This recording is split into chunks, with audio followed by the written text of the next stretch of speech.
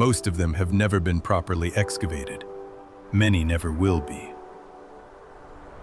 But the ones that have been opened, either by archaeologists or by thieves who got there first, have revealed something extraordinary. These were not simple graves. They were treasure chambers, ritual spaces, political statements buried underground. Today, we are going inside. We will look at what the ancient Japanese placed beside their dead and why. We will meet the thieves who broke in across the centuries, and we will ask a question that almost nobody thinks to ask.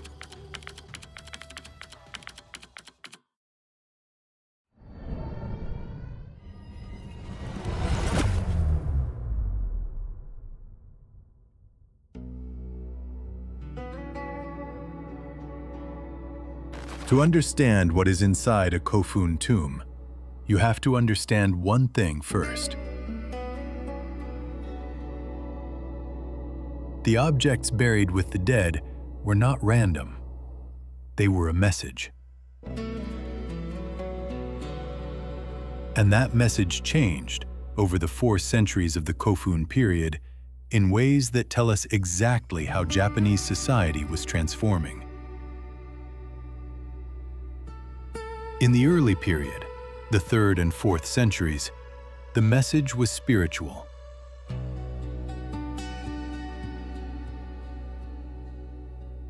Bronze mirrors were the most prized burial object of this era, not because they were useful for checking your reflection, because they were believed to capture light, to hold the soul.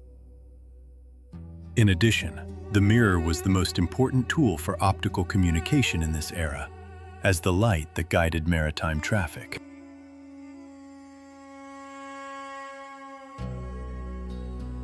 The most famous type, the triangular-rimmed deity and beast mirror, has been found in over 500 tombs across Japan, often concentrated in the Yamato region. Alongside them, curved magatama beads of jade and jasper, shell bracelets, and objects with deep ritual significance. These were the tools of a priest-king, someone whose authority came not from armies, but from their connection to the divine. Then, in the 5th and 6th centuries, the message shifted. Iron weapons appear, swords, arrowheads, armor, sometimes entire sets of military equipment, arranged as if the warrior might need them again. And then something new. Elaborate horse trappings, gilded in gold, representing a military aristocracy that had adopted the horse as its symbol of power.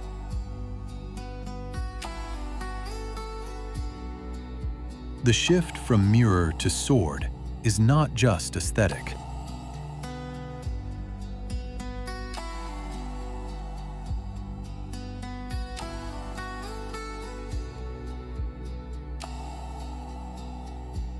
And through all periods, tucked into corners of stone chambers, piled beside the coffin, the pottery, suware, fired using techniques from Korea, hajiware, handmade in an older tradition, hundreds of vessels containing food and drink for a journey that had no destination anyone could confirm.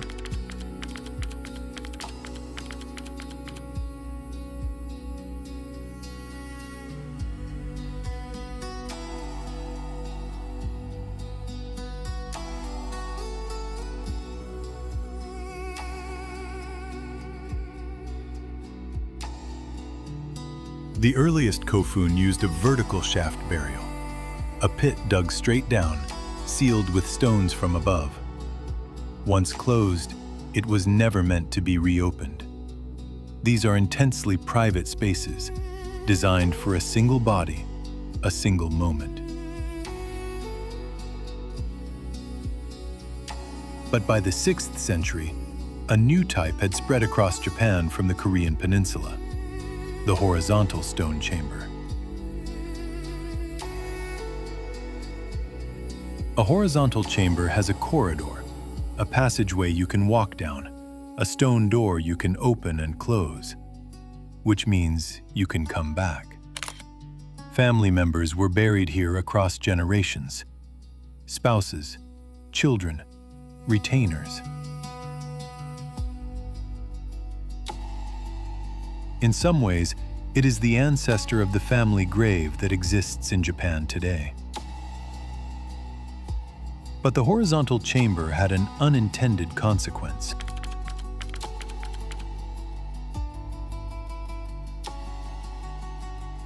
And a great many people, across a great many centuries, did exactly that.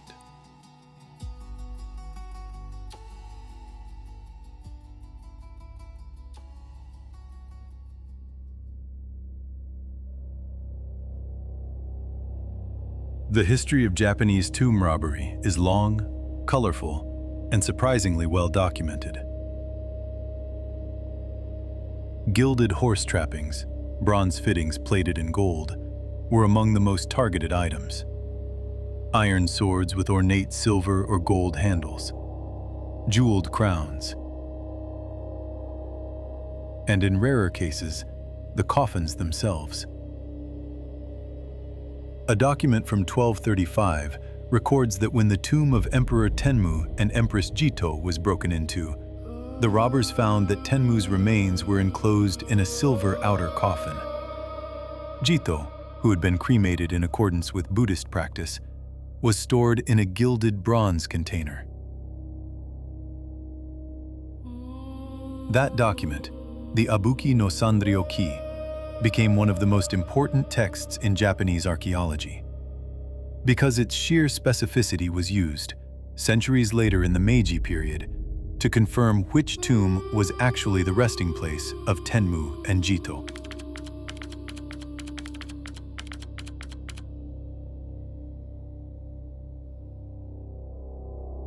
Not all tomb encounters were violent or mercenary. In the 18th century, the great scholar Motori Norinaga visited a tomb in Nara that already had an open robber's tunnel. He crawled in, he felt around in the dark, and he wrote about it in his diary with the calm curiosity of a man who had found a library he wasn't supposed to be in. Then there is Takamatsuzuka. In 1972, a small tomb in Osaka was being surveyed when an investigator peered through what appeared to be a robber's hole, cut in the 13th century, and saw colors. Vivid, extraordinary colors. A painted wall. A group of women in layered robes, rendered in a style that seemed to belong to the Tang Dynasty court of China. The Osaka beauties of Takamatsuzuka sparked an archaeological sensation. But the reason those paintings survived at all was the same reason they are now deteriorating. The medieval robbers punched their hole through the south wall, destroying a painting of Suzaku, the vermilion bird, and in doing so, accidentally created the ventilation gap that preserved the rest.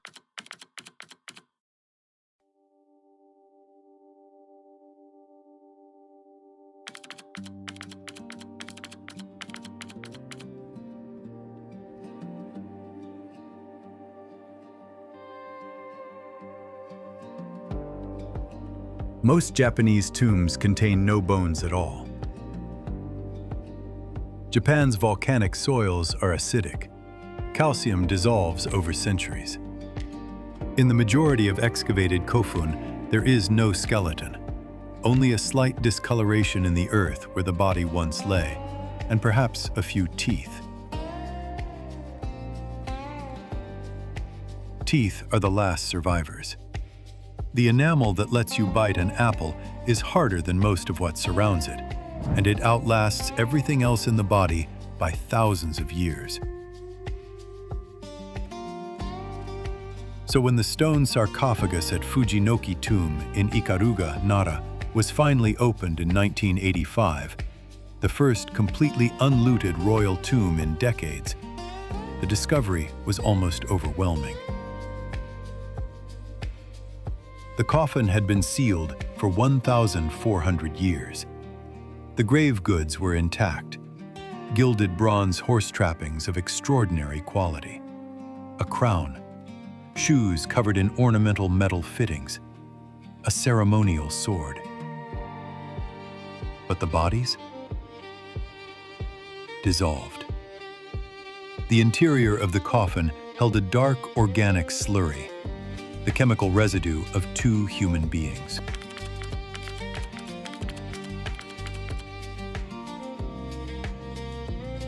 A handful of teeth, a fragment of femur a few centimeters long. From the wear patterns on the teeth, the degree of bone density in the fragment, analysts determined that both individuals were male, both in their late 20s to early 30s, both with robust, well-muscled physiques. The liquid residue was tested using blood group analysis. 2 different blood types were identified, confirming 2 separate individuals. 2 young men, high-ranking, powerful, buried together in a sealed tomb in 6th century Japan.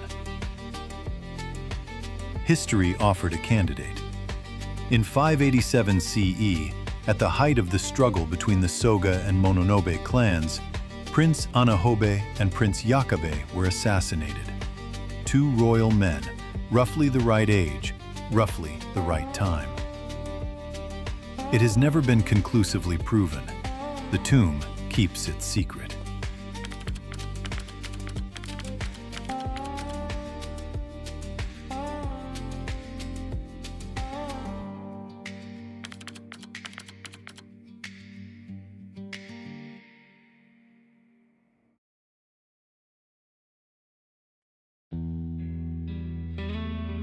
The Daisen Kofun, the tomb associated with Emperor Nintoku in what is now Sakai, Osaka, is the largest burial mound by total area on the planet. Larger than the Great Pyramid of Giza in footprint, larger than the Pyramid of the Sun at Teotihuacan. A construction company estimated in the 1990s what it would cost to replicate it with modern equipment. The answer? Approximately $8 billion US, 6.8 million person days of labor.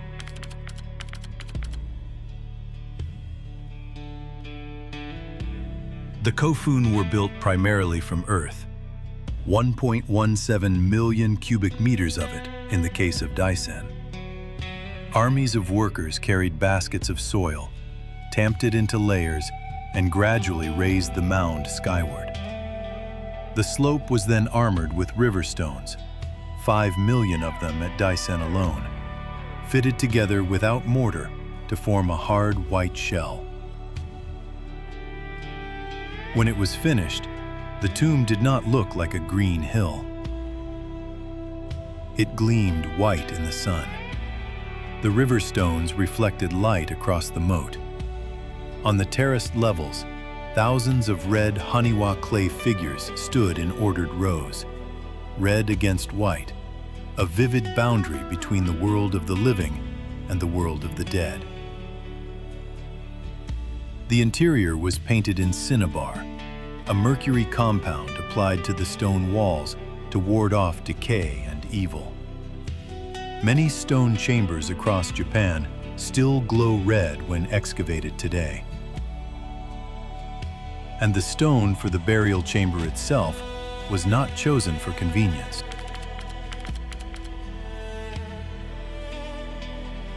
The most prestigious coffin stone was Aso Pink Tuff, a soft, pinkish volcanic stone quarried exclusively from the Uto Peninsula in Kumamoto, Kyushu. To use it in a tomb in the Kinai region, 500 kilometers away, was a declaration: I have the reach, the manpower, and the authority to move this stone across the Seto Inland Sea. Near Fujinoki tomb, archaeologists found the wooden sledge that had been used to transport one of the heavy stones. It was called a shura, a flat wooden frame like an enormous sled, dragged by ropes through teams of men. The stone was moved with wood, rope, and human muscle.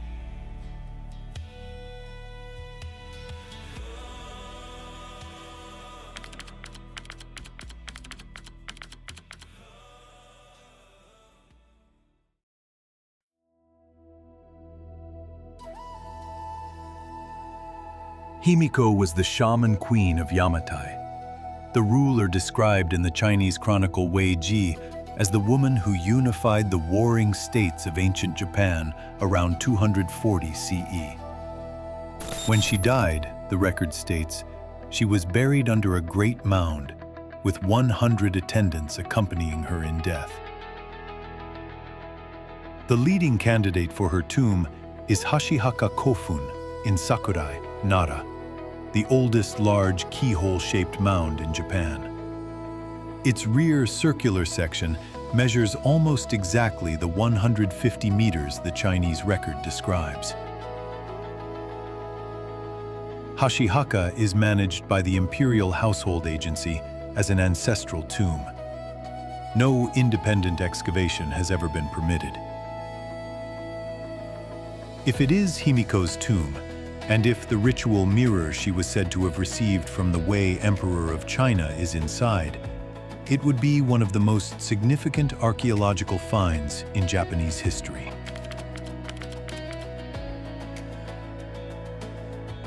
There are over 900 tombs in Japan today, controlled by the Imperial Household Agency.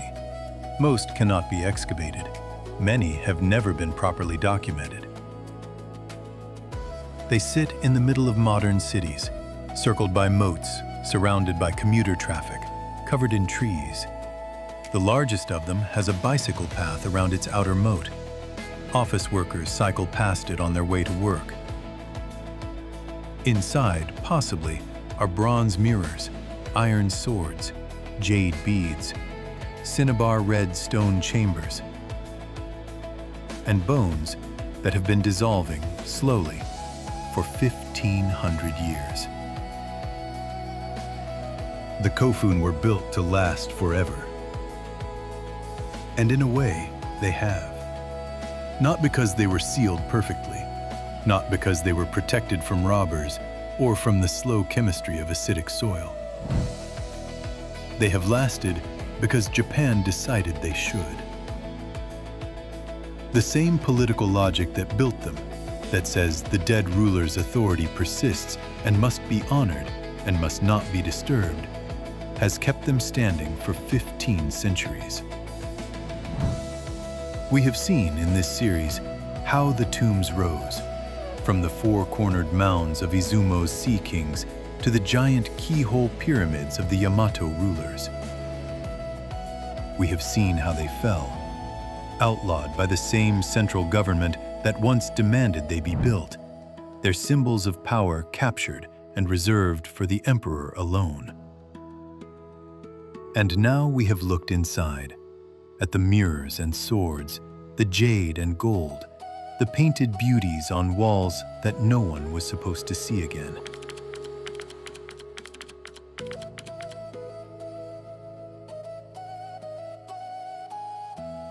That argument is still going on. Stay with Nippon Tribe.